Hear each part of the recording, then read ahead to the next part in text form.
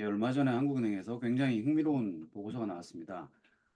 언론에서 보도가 많이 됐었는데 이 명문대 입시 경쟁이 굉장히 과열돼 있다라고 비판을 하고 이것을 개선하기 위한 대안을 제시를 했습니다. 오늘은 그 보고서를 자세하게 살펴보도록 하죠.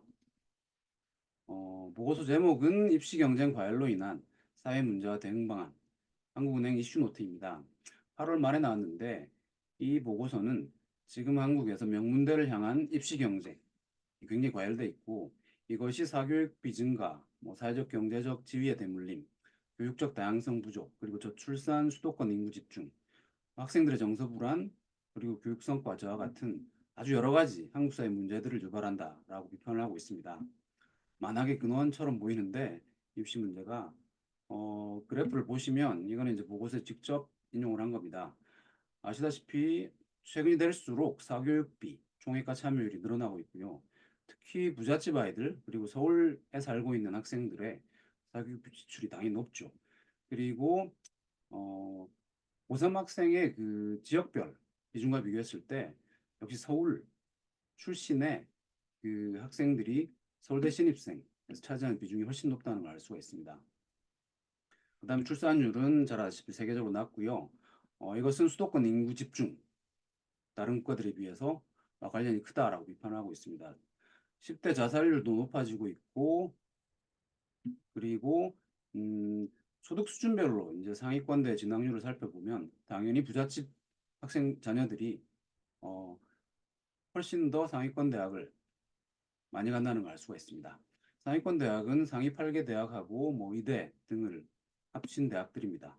그리고 서울대만 살펴보면 이게 이제 지역별로 서울과 다른 시군구 지역들 다 비교했을 때 과연 서울대 어느 지역에서 많이 가는가를 보여주는 그래프인데 2018년 데이터를 보면 당연히 서울과 특히 강남 상구가 그 지역에 있는 학생 수와 비교를 했을 때 서울 그리고 특히 강남 상구에 살고 있는 학생들이 서울대 진학하는 확률이 훨씬 더 높아진다.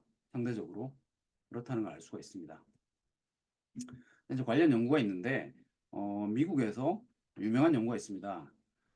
하버드 대학의 인도계 교수인 채티 교수 연구팀의 연구가 사실은 기반이 됐던 이 보고서인데 Who Becomes an Inventor in America라는 제목의 유명한 논문입니다. 이 연구는 이제 어, 부모의 텍스 데이터하고 그 다음에 특허를 출원하는 페이턴트 데이터 그리고 뉴욕시의 학교 3학년 수학 성적, 학생들의 수학 성적 데이터 등등을 결합해 가지고 뉴욕시에 공립학교에 다니는 3학년 때 수학 성적이 높은 학생들이 나중에 커서 이제 특허를 출원하는 발명가가 될 확률이 당연히 높아지는데 그게 이제 부모의 소득별로 차이가 크다라고 보고를 하고 있습니다. 특히 이제 부모가 상위 20%에 드는 부잣집 자녀하고 그렇지 않은 하위 80% 집의 자녀 사이에 발명가가 될 확률이 공부 잘하는 그 학생 중에서도 약 두 배가 차이가 나서 굉장히 차이가 크다라고 이제 보고를 하고 있는 거죠. 그리고 남성, 여성, 남학생, 여학생 사이에도 차이가 컸고요. 그 다음에 인종, 백인 대 흑인이라든가 히스패닉, 인종 사이에도 큰 차이가 발생해서 결국 이런 여러 가지 문제들로 인해서 학생의 잠재력이 아니라 이런 환경의 문제로 인해서 잃어버린 아인슈타인, 잃어버린 인재겠죠. 그런 문제가 발생하고 이것이 이제 사회 전체의 혁신과 생산성 상승에 악영향을 미치기 때문에 이걸 해결해야 된다라고 주장을 했던 연구입니다. 굉장히 화제를 모았는데 그리고 이제 추가적인 분석으로 그럼 과연 어떤 요인들이 커서 발명가 학생들이 커서 발명가 될 확률에 영향을 미쳤는가라고 했을 때 역시 부모가 발명가인 경우나 아니면 부모의 그 동료의 연구자들이 특허를 내는 그런 스페시픽한 연구 분야 그리고 그 학생이 살고 있는 지역에 얼마나 발명가가 많은지 뭉뚱그려 말하면 혁신에 대한 노출이라고 하는 그런 환경이 나중에 학생들이 커서 발명가 될 확률에 중요한 영향을 미친다라고 보고를 했습니다. 재밌는 그래프인데 X축은 이제 뉴욕시의 공립학교 3학년 때 수학 성적을 보여주던 학생들의 20개 계층별로 나눴는데 오른쪽으로 갈수록 이제 수학 성적이 높은 애들입니다. 그리고 Y축은 1000명당 특허를 출원하는 발명가가 되는 수인데 그 발명가 될 확률이죠. 당연히 수학 성적이 높을수록 발명가가 될 확률이 높아지는데 이 동그라미는 이제 상위 20% 부자를 부모로 둔 학생들이고 삼각형은 그렇지 않은 나머지 80% 부모를 둔 학생들인데 가장 수학 성적이 높은 학생들이 나중에 역시 발명가가 될 확률이 높죠. 근데 이 두 계층 사이에 거의 확률이 2배 정도 차이 나는 걸 알 수가 있습니다. 그리고 이거는 이제 발명가 될 확률에 영향을 미치는 중요한 요인들 중에서 지역적인 영향인데 X축은 커뮤니팅 존이라고 통근 지역 어, 각각의 통근 지역에서 이제 실제로 학생들이 커서 발명가가 될 확률을 계산해 봤는데 확실히 사노세와 같은 실리콘밸리에 있는 지역이죠. 캘리포니아에.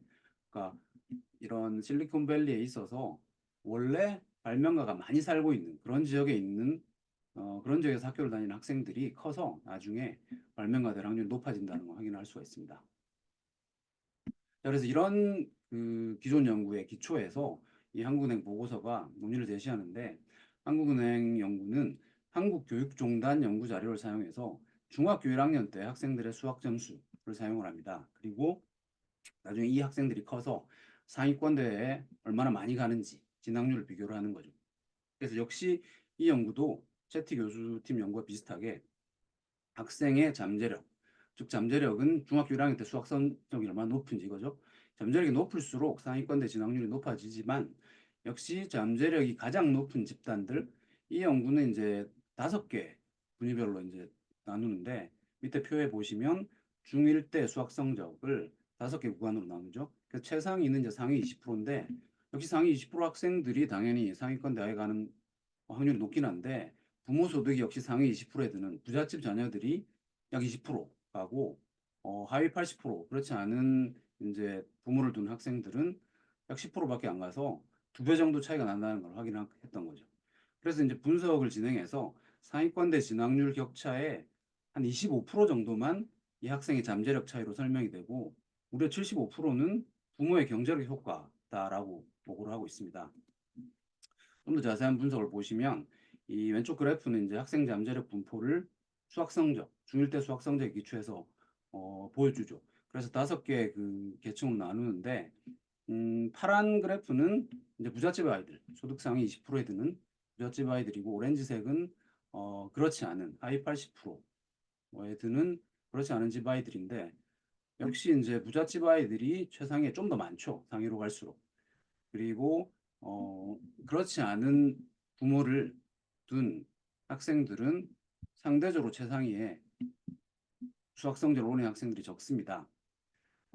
그리고 이제 그 다음 그래프는 학생 잠재력 기준으로 봤을 때 과연 상위권대 얼마나 많이 가는지 이걸 살펴봤는데 파란색 그래프는 역시 소득 상위 20%집 안에 부잣집 자녀들이고 오렌지색은 그렇지 않은 자녀들인데 아까 얘기 드렸듯이 최상위 즉 상위 20% 수학 성적을 가지는 학생들 중에서도 부잣집 자녀들이 2배 이상 2배 정도 상위권 대학에 진학할 확률이 높다라는 걸 확인을 했던 거죠. 그래서 그 다음에 이제 무슨 분석을 하냐면 이 잠재력 분포가 어, 하위 80%, 즉 부잣집 자녀가 아닌 그런 자녀들도 그러니까 상위 20%인 부잣집 자녀의 잠재력 분포가 똑같다라고 가정을 한 다음에 그래서 잠재력 분포가 같을 경우에 상위권대 진학률을 다시 한번 계산을 해봅니다. 그렇게 계산을 해보면 실제 상위권대 진학률은 데이터 기준에서 보면 상위 20%가 5.9% 정도 가고 하위 80%는 2.2% 가는데 잠재력 분포를 같다고 가정을 해도 상위 20% 부잣집 아이들은 5.9% 그리고 하위 80%가 가는 확률이 3.1%밖에 안 늘어나서 학생 잠재력 차이 자체가 상위권대 진학률 격차에 미치는 영향이 한 25%밖에 안 된다라고 보고를 하고 있습니다. 나머지 75%는 여러 가지 요인이 있을 수 있지만 역시 이 연구는 부모의 경제력이 그 대부분을 설명한다라고 주장을 하고 있습니다.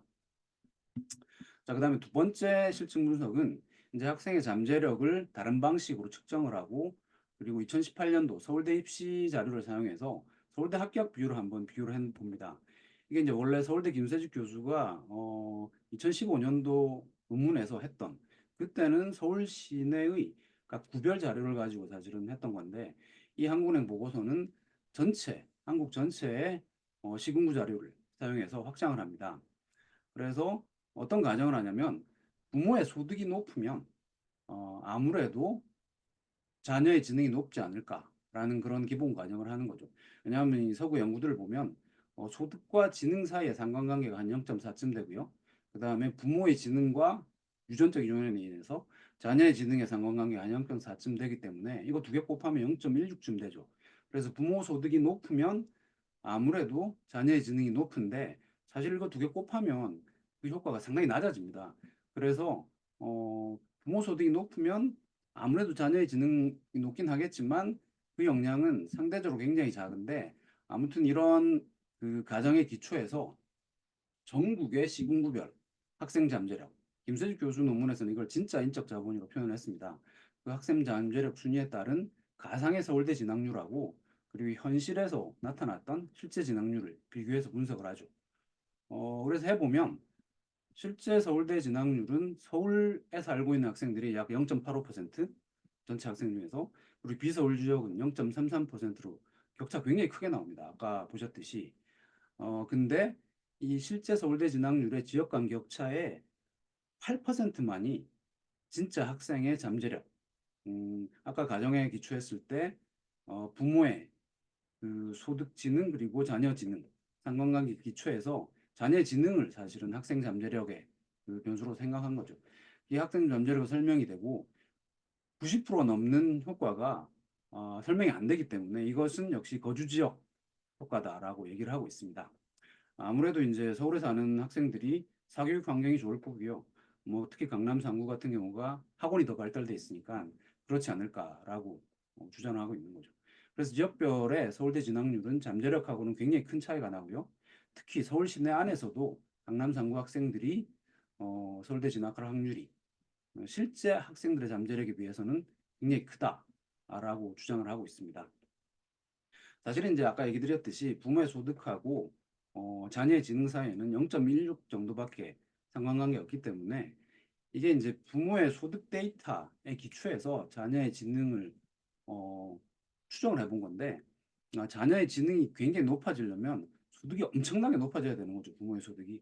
근데 이제 사실 서울 시내 소득이 다른 지역에 비해서 그렇게 높지는 않을 거기 때문에 어, 이 현실에서 2018년 서울대 진학률이 이렇게 크게 차이 나는 거는 역시 학생의 잠재력보다는 거주 지역 효과가 훨씬 더 크지 않은가라고 사실 설명을 하고 있는 거죠. 그래서 이 그래프를 보시면 이 왼쪽이 빨간색이 실제 진학률 보여주고요. 그 다음에 초록색은 아까 얘기 드렸듯이 학생의 잠재력을 추정을 한 다음에 지역별로 진학률을 다시 한번 추정을 해보는데 사실 그렇게 해보면 서울과 비서울의 서울대 진학률 차이가 별로 없죠. 거의 안 납니다.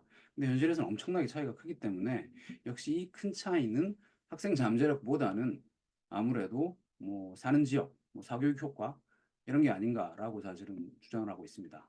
오른쪽 그래프 보시면 역시 강남 상구가 압도적으로 실제 진학률이 학생의 잠재력 기준한 그런 진학률의 추정치보다 서울대 많이 간다는 걸 알 수가 있습니다. 그리고 서울 시내를 봐도 강남 상구가 압도적으로 높고요. 아까 얘기 드렸듯이 이게 이제 사실은 그때 김세juk 교수님이 2015년 페이퍼에서 보였던 그런 내용입니다.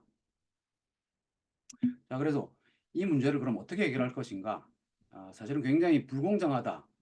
그리고 현실적으로 서울에 살고 특히 강남 상구에 살고 뭐 부모가 부자인 학생들이 상위권 대학에 가기가 쉽다는 건 알겠는데 이렇게 이제 분석을 해보면 쉽게 수용할 수 있는 그런 현실은 아닌 거죠. 그래서 이걸 고쳐야 된다고 하는 게 이제 한국은행의 제언인데 그러면 과연 어떻게 고칠 것인가? 역시 입시 제도를 바꾸자라고 얘기를 하고 있습니다. 한국은행이 이제 대안적으로 제시하는 거는 이른바 지역별 비례 선발제인데 이거는 뭔가 하면 서울대 일부 학생을 시도 단위의 지역별 학력 인구 비율에 맞춰서 선발을 하면 실제 서울대 진학률이 잠재력 기준에 기초해서 어, 가상적인 그런 서울대 진학률을 계산하는 것과 비슷해진다라고 주장을 하고 있는 거죠. 현실적으로 봤을 때 특정 지역 출신의 합격자 비율을 해당 지역 고3 학생 비율의 하한선 0.7배 그리고 상한선을 1.3배 뭐 이런 식으로 상한을 설정하는 방법이 있다라고 제시를 하고 있습니다. 이렇게 하면은 역시 부모 경제력이라든가 뭐 사교육 효과가 입시에 미치는 영향으로 인해서 인재를 놓친 아까 얘기드린 로스트 아인슈타인 같은 현상을 완화할 수 있고 또 교육을 통해서 사회 이동성도 강화한 그런 바람직한 결과를 가져올 수 있다라고 얘기를 하고 있는 거죠. 그리고 대학 내에서도 다양성이 확보되고 포용적이고 공평한 사회를 만들 수 있고 또 입시 경쟁이 분산되면 수도권 인구 집중도 좀 막을 수 있고 서울의 주택 가격 문제 그리고 저출산 문제 등을 완화할 수 있을 것이다라고 기대를 하고 있습니다. 그래서 이 그래프는 이제 실제 진학률하고 서울대 아까 2018년 데이터인데 그리고 비례제를 70% 적용한 경우, 그리고 비례제를 전체적으로 적용한 경우를 아까 그 두 번째 실증 분석에서 얘기했던 학생 잠재력을 추정한 그런 잠재력 기준의 추정치와 비교해서 보여주는데 비례제를 그러니까 많이 적용할수록 잠재력 기준 추정치와 유사하게 나타나는 거죠. 그래서 실제 격차는 굉장히 크지만 비례제를 이렇게 많이 적용하면 격차를 줄일 수 있다라고 얘기를 하고 있습니다.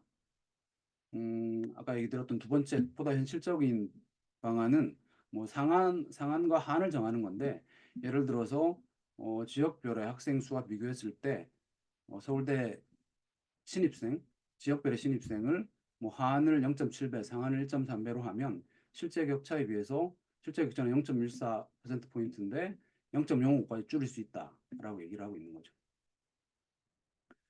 사실 이런 그 아이디어가 쉽게 받아들여지기는 어렵다라고 생각이 되는데 그럼에도 불구하고 실제 시골에 사는 서울이 아닌 특히 강남 상구가 아닌 그런 지역에 사는 학생들이 어떻게 보면 좀 서울대 입시에서 불공평한 그런 문제를 겪고 있다면 좀 더 진지하게 받아들일 만한 그런 아이디어라고 생각을 합니다. 실제로 현실에서도 뭐 지역별이라든가 그리고 기회균형 그런 전형이 있지 않습니까?